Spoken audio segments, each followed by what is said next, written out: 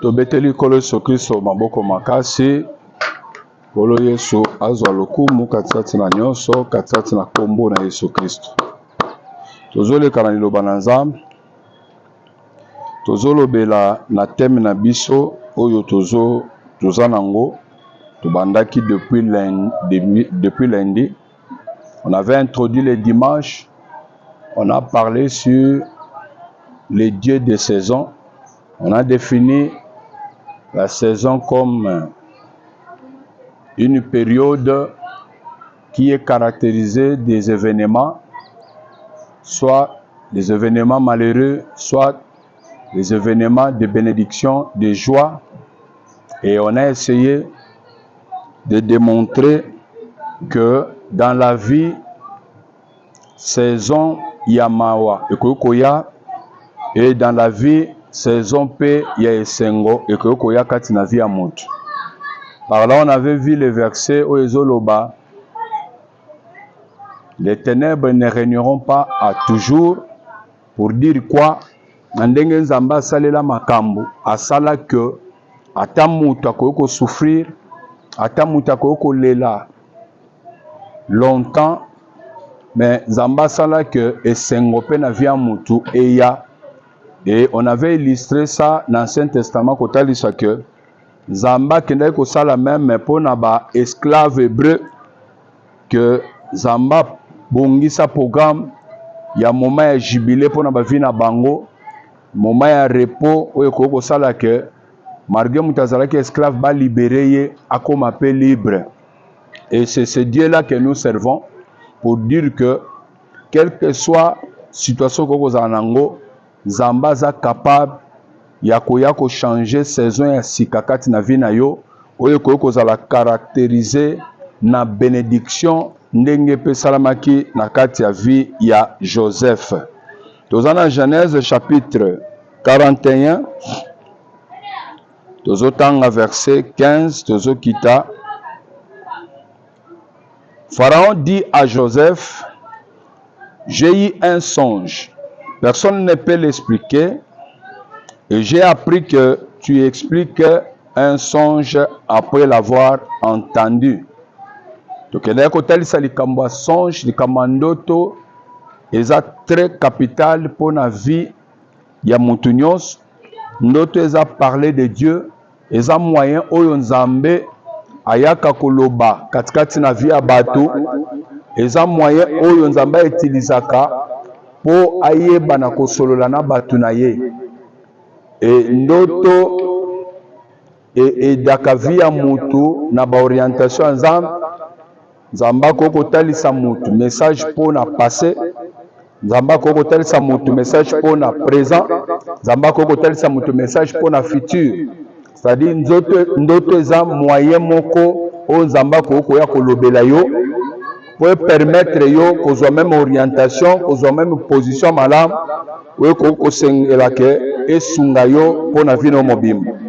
Soko tali histoire ya Joseph tozobeta lisolo awa, toute sa vie peut réussir ta destinée nyonso ayebelaki yango na kati ya ndoto o Nzamba talisaki.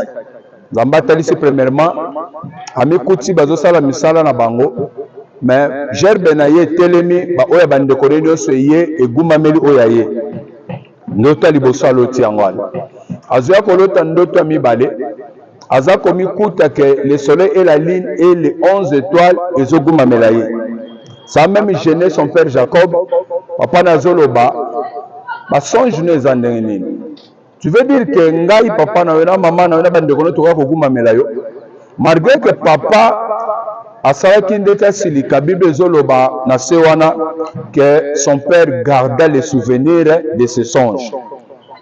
Papa na bango ko azaki mutu na Nzambe ba songe wana gardaki comme un souvenir. Pourquoi azamutu na Nzambe ezolobele quelque chose. Alors likambo etali ndoto ezeloko mutu akoko négliger te.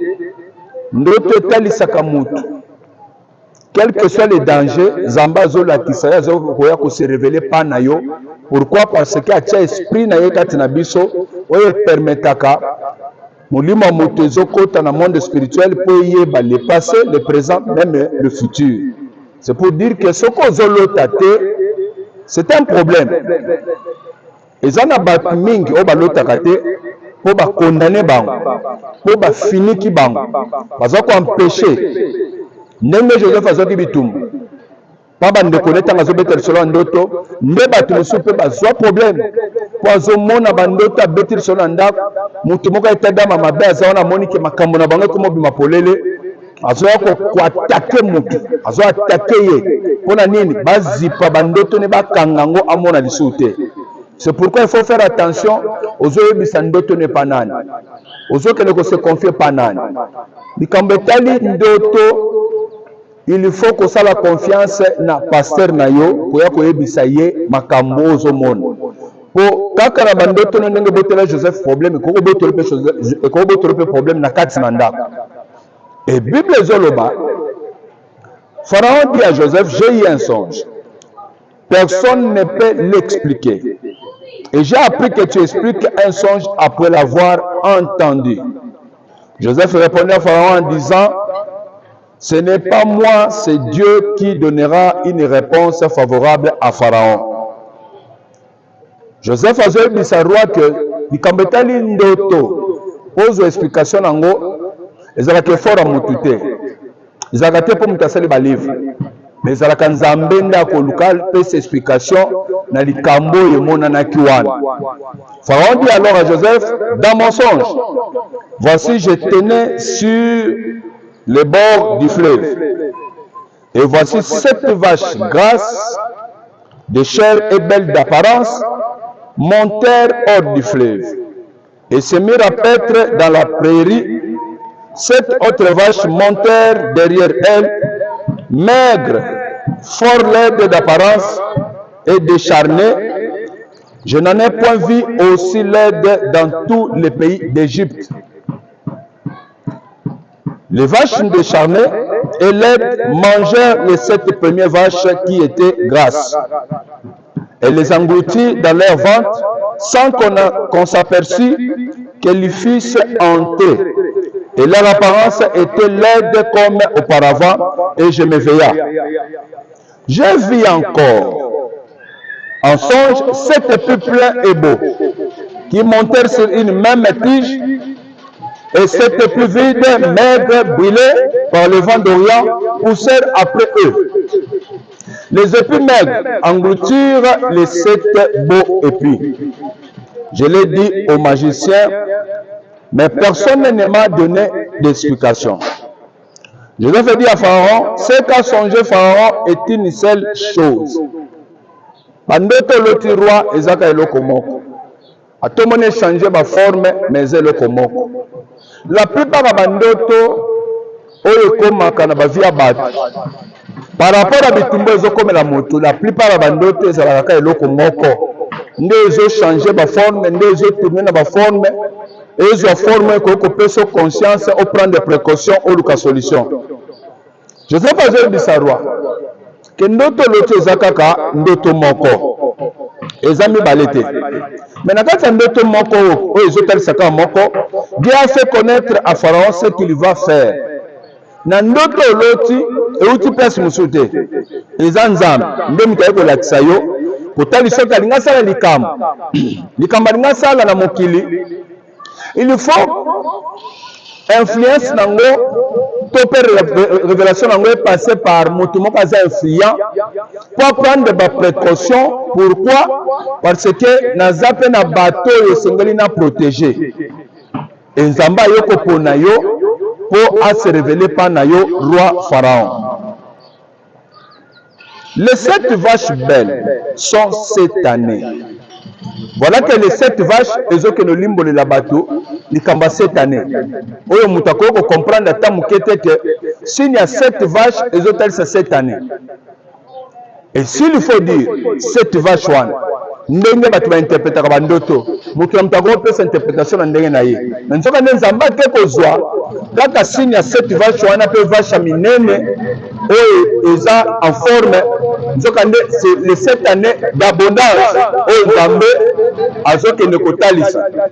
Les 7 vaches sont 7 années et les 7 plus beaux sont 7 années aussi. C'est un seul songe. Les 7 vaches décharnées et l'aide qui montait derrière les premiers sont 7 années et les 7 plus vides brûlés par le vent d'Orient seront 7 années de famine qui arrivera après cette année d'abondance. Ainsi comme je viens de le dire à Pharaon, Dieu a fait connaître à Pharaon ce qu'il va faire. Nzamba atalisi oyo elingi asala. Mara mingi bandoto tolotaka, Nzamba akotalisa biso makambo elingi esalema, tout comme mpe makambo alingi asalela yo. Voici, il y aura cette année de grande abondance dans tous les pays d'Égypte. Cette année de famine viendra après elle et l'on oubliera toute cette abondance au pays d'Égypte et la famine consumera le pays. Cette famine qui suivra sera si forte qu'on ne s'apercevra plus de l'abondance dans le pays. C'est-à-dire, nzala ezoya et que les kamakasi ou les kamanzala nyonso ezalaki liboso awa. À tel point que mutu moko akomona lisusu te kutu ke esengo ezalaka awa mpo nini nzala oyo ekeya ekezala makasi koleka na kati na mboka awa. Si Pharaon a vu les songes se répéter une seconde fois, c'est que la chose est arrêtée de la part de Dieu et que Dieu se hâtera de l'exécuter. Maintenant, conduite à tenir, c'est que vous devez faire roi. Des fois, Batouba échouaka na conduite à tenir après bandoto nyonso Batouba lotaka. Batouba yebaka te comment kokiko se conduire par rapport à la révélation Nzamba pesi panaye. Batouba yebaka te des fois qu'est-ce qu'il faut faire pour na koluka solution. Conduite à tenir ezalaka. Nde Joseph abando yebisa siko roi Pharaon. Maintenant que Pharaon choisisse un homme intelligent et sage. Premièrement, conduite à tenir na eloko omoni que 7 ans il y a abondance et 7 ans il y a famine que ya. Il faut que pour na bateau ko tshana musala un homme intelligent. C'est-à-dire quoi?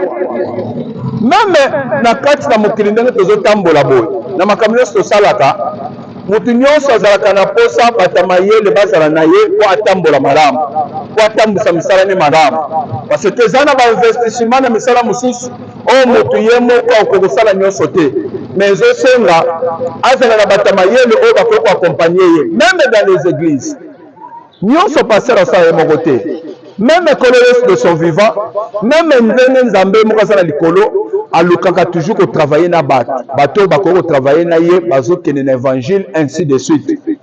Mais principe moko ezalaka nzamba kozwaka n'importe qui te oyo akozala mayele te po amema makambo nzambe na baerreur non nzamba abengaka bato pe apesaka bato mayele pe azalaka na posa bato mayele oyo akoki kotravaille na bango pe apesaka bato sagesse oyo bato bakoki kotravaille nango nde ozoyoka roi Salomon azoloba ke nzambe epesanga sagesse oyo ekoki kopermettre nga na diriger peuple na yo.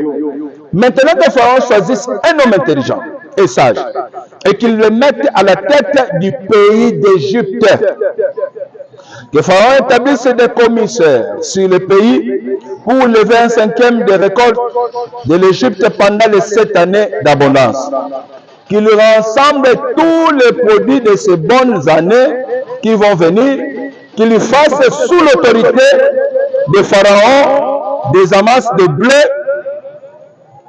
des approvisionnements dans les villes et qu'ils en aient la garde. Ces provisions seront en réserve pour le pays pour les 7 années de la famine qui arriveront dans le pays d'Égypte, afin que le pays ne soit pas consumé par la famine. Ces paroles plirent à Pharaon et à tous ses serviteurs. Et Pharaon dit à ses serviteurs, trouverions-nous un homme comme celui-ci, ayant en lui l'esprit de Dieu? Et Pharaon dit à Joseph, puisque Dieu t'a fait connaître toutes ces choses. Il n'y a personne qui soit aussi intelligent et aussi sage que toi. Je t'établis sur ma maison et tout mon peuple obéira à tes ordres. Le trône seul m'élèvera au-dessus de toi. Pharaon dit à Joseph, vois, je te donne les commandements de tous les pays d'Égypte. Verset 40 à 41, pour dire quoi? Joseph, Oyazalaki esclave, Oyazalaki na kati na prison, oyo bakosela makambo na sorti nyonso, saison nyonso alekaki ya pasi ezochanger na minute moko na seconde moko devant le roi kaka na maloba oyo roi azo prononcer ya konome ye. C'est-à-dire, changement de la saison pour dire quoi? La saison na via bateau et dépendant kanandenge nzamba lingeli. Nzamba koko mema mutu na mutu na nzela lingi. Nzamba koko sana mutu nzela nyonso ya lingi. Après mema ina saison ya linga kotsaye. Tika kolo Yesu Kristo pambola yo. Yo mtozo na ndangai. Même na internet. Nzamba zwaka mutu na ye. A gérer ya tambusi ye. Kwa kotsaye na saison oyo nzambe moka lingi. Pour que nous puissions na mutwana musala. Et roi Zolobabo, je t'établis sur ma maison et tout mon peuple obéira à tes ordres. Roi Zolobisa Joseph que nazo chayo sikoyo okomi mokonzi na kati ya ndako na yanga, c'est-à-dire na kati ya palais royal mutazo décider na kati kuna eza Joseph, c'est-à-dire nyonso koko limesale na kati ya palais royal, c'est Joseph qui décide. Tant que Joseph a le loko mon côté, mutu moko kosala loko na kati ya palais royal azate, il faut pas se référer et pas nani et pas Joseph. Azote mokonzi na kati ya ndako na ye et kolongana ndako ya Pharaon comme roi et azote mokonzi na kati ya Égypte mobimba et roi azo préciser azo baboye, mon peuple obéira à tes ordres. Seulement le trône et que ça va élever au-dessus de toi, naturellement mon conduit corona yo, mais ndako nanga nyonso yo ne mutozo gouverner et puis peuple nyonso ya Égypte il faut pas que ne kotosaka oyo zoloba. C'est-à-dire quoi? Kokota na kati ya saison, Kenzamba zokotisa Joseph na kati ya saison, Joseph avait 30 ans tant azo solola na Pharaon. Il était encore jeune. Peut-être qu'il est plus âgé que Joseph. Mais Joseph avait 30 ans. Tant que Mokonzi, il y a Égypte Mobimba. Mais Mokonzi, il y a grande puissance dans le monde entier à l'âge de 30 ans. Nani asali esali mabongo Zambé. Oyo osali laka kolo Yesu Kristo Masia. Azoko mise Mokonzi. Na Égypte, Mokonzi, il y a grande puissance sur la terre. Na âge à 30 ans, pour dire quoi? Quand on a saison, il y a vie na yo. Kenzamba zozo okotso na kati ya saison vie na yo et qui para agité. Ezo qui pété que ozana âge nini par rapport à bandeko na yo, par rapport à parents na yo, ezo dépendre na nzambe. Et Joseph a zonga à l'âge de 30 ans. C'est-à-dire okoko zala le plus jeune na kati ya famille bobotami na bango. Quand vous avez un mokonde, azaya mwasi, obozakane na fruit d'ici. Le reste, c'est bango soit mikolo na yo. Mais avec votre âge là, Nzamba koko zala zuyo cotisation na saison ya bénédiction, pose la solution ya famille nyonso. Ezala ya kota papa botio, ezala kota mama botio. Et dans la même écoute, et pas ma bokine na yo, oh ma côté na kati ya famille na bino, ba komi ndeko na yo, ba komi parenté. Si vous voulez aller na kati ya Lévitique, on comprend que komi ndeko même na ba bokine na yo, bokoki ko bala na misusu ba famille te kwa sa bali na famille na bino. C'est déjà votre parent. C'est-à-dire na kati na bino inimitié ko kozala te, il faut que tu bolingo ko yoka neza la plus. C'est-à-dire nzamba koko kotisa moto na kati na saison na ye na anjo nzamba lingeni nzamba pesa batu musu pouvoir na ba 17 ans akomi roi nzamba koko kotisa yo na saison na yo na âge yo alingi okoko za la jeune mais yo nde motu il faut koyo famille nyonso ndako atate yo botami roi banina na maison to banana na ndako yo botameli ya longo na kati ya ndako wana okuti bandeko nyonso bakoma respecte yo bazotosa yo bango nyonso bazotosa. Pourquoi? Parce que okomi piste ya solution pour na famille mobimba. Et c'est une grâce. Et cette grâce est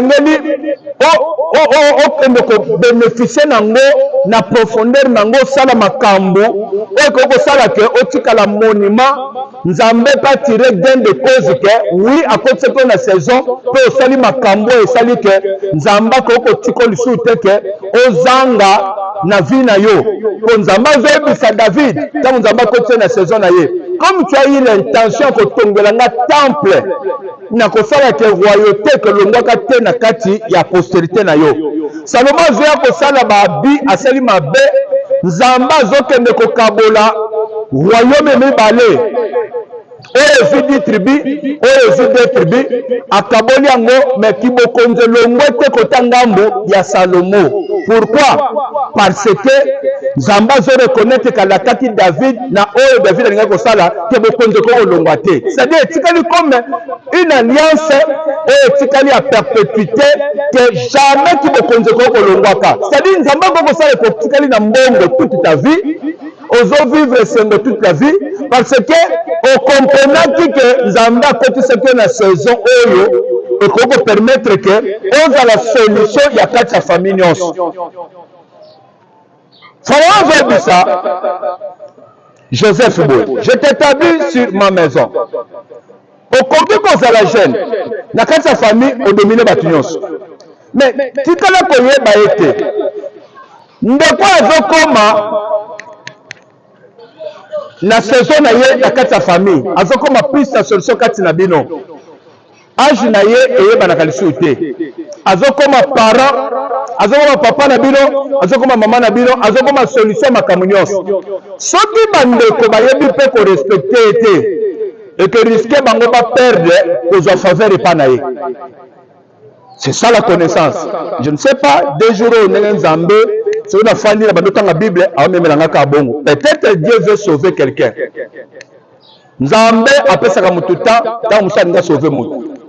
C'est-à-dire, il y a Joseph, mais censé ce qu'on va tout ça y est, va respecter. Les autres qui peut-être que pas jeune.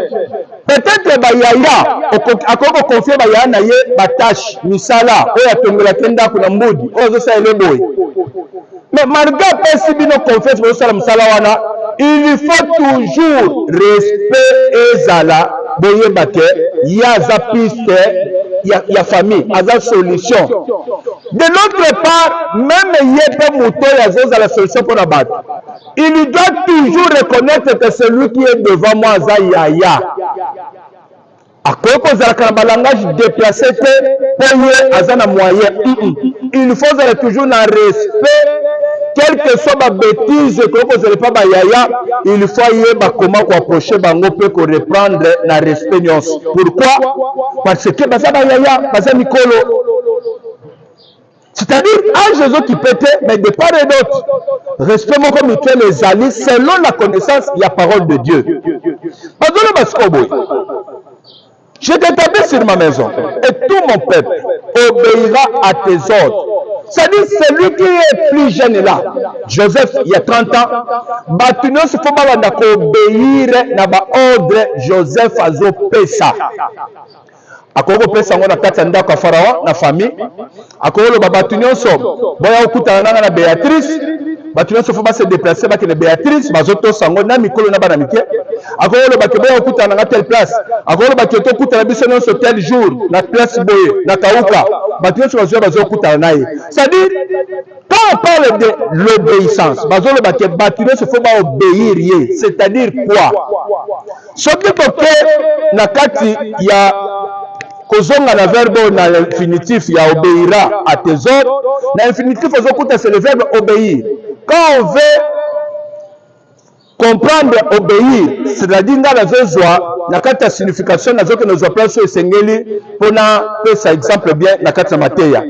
Obéir, c'est-à-dire Aux autres nokuta que mutu il faut amitika gouverner.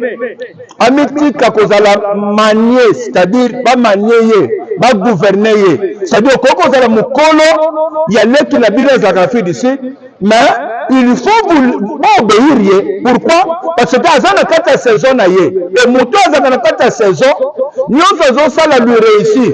Okoko mona ke ya zo sala makama mbongo zo simba na koko pesa yo mbongo boyo sala boye yo zo échouer zo simba te. Pourquoi? Peut-être ozana na kata saison noté. Alors il faut batu basala nini bakene ko obéir. Attends à jeune. Première conduite à tenir devant moto ya aza déjà na kati ya saison na ye.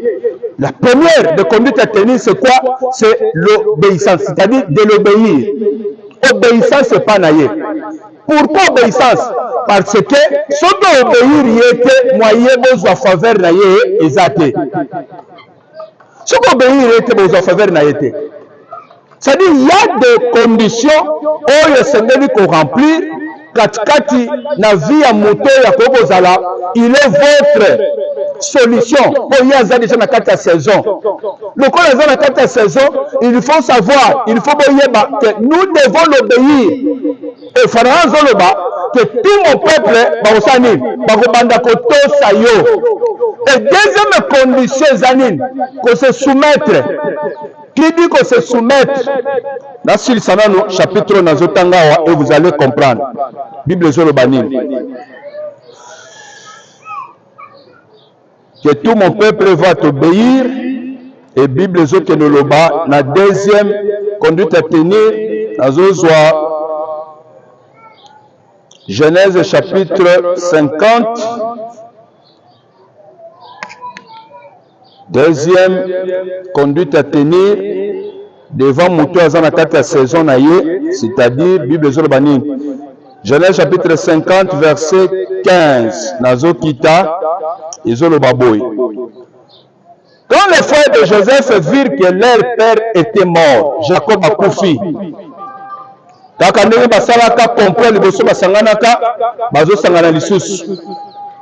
Joseph a répété. Il dit si Joseph nous prenait en haine.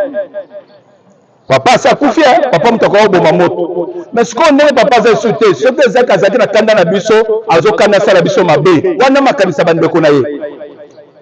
Et nous rendait tout le mal que nous lui avons fait. Azomse biso mabe to salaki. Et ils firent dire à Joseph, à Kelouka Joseph, ton père a donné cet ordre avant de mourir. Vous parlerez ainsi à Joseph. Oh, notre frère, pardonne le crime de tes frères et leurs péchés, car ils t'ont fait du mal. Pardonne maintenant le péché des serviteurs de Dieu, du Dieu de ton père. Va surprendre Joseph, et puis Joseph pleura en attendant ces paroles. Ah, mais lorsque tu solo la nabino, nasi na baki na limbisi bino, na bibo bangate, na boko libino, na sungi bino, et papa zavaki na 130 ans au boye ao. Papa zokufa na 147 ans, c'est-à-dire après 17 ans. Bino na kati mitema na bino bozobanga kaka, c'est comme si que j'ai un problème avec vous. Comment boko boya bozongi selanga makambo sous le après 17 ans. Depuis que zakana bino c'est le comment c'est salema. Auto zande ko na biso quand même biso pe to ba to zobanga, il faut ka to yebisa makambo na niveau. Joseph Aleli et Simako Lela Bible sur banine. Ses frères vinrent eux-mêmes se prosterner devant lui. Et ils lui dirent, nous sommes tes serviteurs. Joseph leur dit, soyez sans crainte, car suis-je à la place de Dieu. Vous aviez médité de me faire du mal, Dieu l'a changé en bien pour accomplir ce qui arrive aujourd'hui. Pour sauver la vie à un homme, à un peuple nombreux. Soyez donc sans crainte, je vous entretiendrai, vous et vos enfants, et il les consola en parlant à leur cœur. Bible Zoloba, tango baye na Joseph Bongo, Bible qui continue le Bible. Ses frères vers eux-mêmes se prosterner devant Joseph. Deuxième conduite à tenir devant Moto. azana kati ya saison na ye eza nini soumission ko se soumettre epa na ye, c'est-à-dire ko respecter pouvoir oyo ye aza nango koluka ko se subordonner. C'est ça le mot que je cherchais, koluka ko se subordonner. Ce côté dans le dictionnaire vous comprenez pourquoi j'ai utilisé ça.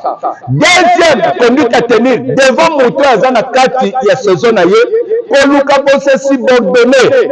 Komi kitisa na se hiérarchie na ye po ya dominer yo tosa oyo ya zoloba nde Bible zoloba kaka nzambo alakisaka ke bazogumamela ye, kaka nzambo alakisaka ke ye azodominer likolo na bango, il a fallu se subordonner. Et Bible zoloba ses frères vinrent et même se prosterner devant lui. Bandeko ne bango moko baye komi kitisa ke on a trouvé que tokoki ko résister yo te, tokoki kotelemela yo te. Pourquoi? Parce que moto aza na kati ya saison na ye batelemelaka ye te. Pourquoi bakotelemela ye te?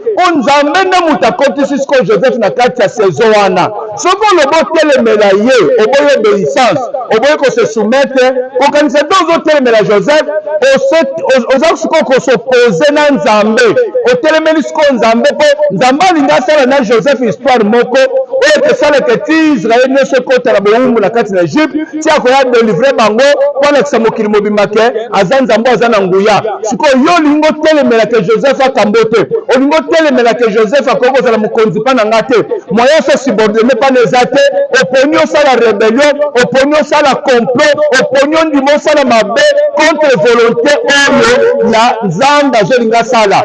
Nde bato wana oyo balukaka basala opposition ndenge babandaki kosala opposition na oyo Nzambe bandeki kolakisa na kati ya Joseph, nde balukaki koboma ye, nde balukaki koboke na sitene, nyonso bakomploteki ya mabe. Kaka bato wana mitema mabe, bato wana ya réaction mabe baboyi kobanga Nzambe, nde bato wana Nzambe ayitilizaka bakoma bamarche pied oyo kopermettre Joseph akende kokoma ti Egypte mpo azwaki bokonzi. Kolosa pambola yo l'habitude sur Zolanda très bien. Moi je suis maintenant dans ma saison et lambo Nzambe azongisi na kamalondo awo oyo bungaki na laki popo Nzambe azongisi yango awo. C'est pour dire que je suis dans ma saison. Naza na kati ya saison mpe Nzambe azokontinue koloba makambo nini akosala. Et j'avais promis de faire les choses comme l'a voulu le Père. C'est-à-dire ce que bato bazwi bakoti na motema mabe po babundisa eloko, babundisa musala. Soki bato baboyi kobanga Nzambe bandimi basala siko mabe, Nzambe azwaka bango asali na bango bamarche pied ya Joseph po Joseph akende koatteindre niveau Nzambe alingaki. C'est pourquoi kobundisa mutu te lukolanda liloba Nzambe ndenge ezoloba, pourquoi nakokota na parcours ya mutu nabundisa ye inutilement asalinga nini, asalinga nini mpo nabundisa ye? Car la parole de Dieu dit tout ce qu'un homme aura semé il le moissonnera. Soko semé boye okobuka yango kaka na sama belao. Siko nga nakoluka na se comporter na complot, na se comporter na opposition pour nabundisa mosala Nzambe moko. Pourquoi? Dans ma vie, loin de moi que nakota pour nabundisa mutu moko lokola na yebi wa principe Nzambe ko sélectionner nga pour luka tanga marche pied ya o tesala que mutu wana akeno koma na destinée na ye. C'est pour dire quoi? Cet homme-là va dominer sur vous. Si vous êtes les marche-pieds, oh boya, on dit matin, je suis un enseignant de la parole de Dieu.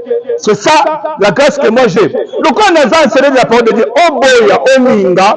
Si vous vous êtes constitué en opposition à Nzamba ninga, ça n'a pas moutou. Nzamba va sélectionner bino, acheter bino marche-pieds, et le Messie en question va dominer sur vous. Il va dominer sur vous. C'est pour te dire quoi? Dans le mutakota dans la saison, c'est qu'on lutte l'opposition. On a vu ce qu'on a ko benga batu, bozo sangana botonga, bolo bake yebo. Yebate Nzamba ko salate, le quoi azana posa mutuana sala ne makam. Mutuana za la solution, azana na kata saison na zorene. Nzamba ko sélectionner bino sur comme de marche pied, c'est vous qui vont payer par rapport à lui. Lui il va réussir. Pourquoi? Parce que azana mission. On Nzamba zo memaye kwa komatina suka. Les Bibles zotalis. Te conduite à tenir devant bateau bazana kata saison na bango obéissance. qu'on se laisse gouverner, qu'on se laisse manier bino, ya manier biso apesa biso ndenga lingeli.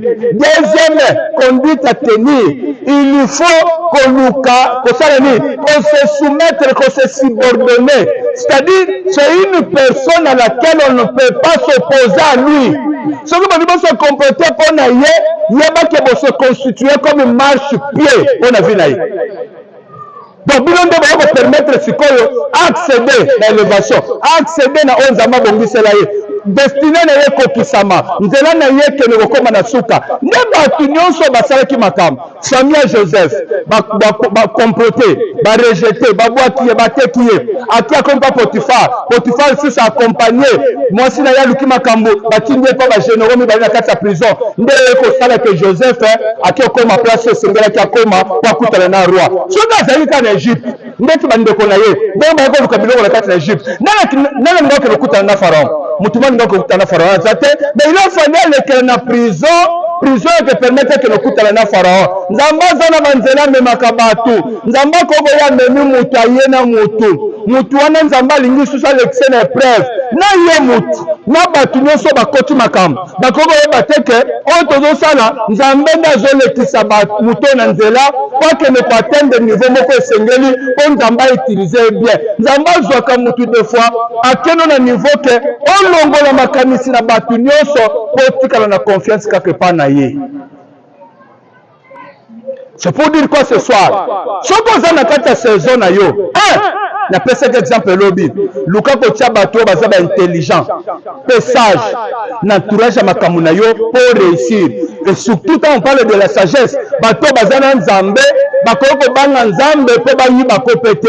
Bakoko banga nzambe pe batangisa makambo ndenge sengeli. Et ça très capital na muto aza na kata saison. Pourquoi? Parce que saison est sans jaka. Même dans la saison sèche boy. Saison de pluie que ya. C'est-à-dire quand vous allez suko aussi mambongo, lobby pe mono simbi sumbongo te. Mais sobo yebaki ko tchaba bato provision. O ba koza mayele pe intelligent. O yebaki ko tchaba provision. Que bandi ko bongisa famille. Ozi oyo installer boy. Ozi oyo pesier affaire boy. Ozi oyo pesier affaire boy. C'est une façon ko tchaba provision. Lobby ata moyen zate. Lobby to za ba difficulté. Lobby to se retrouver na prison. Bato na nyoso.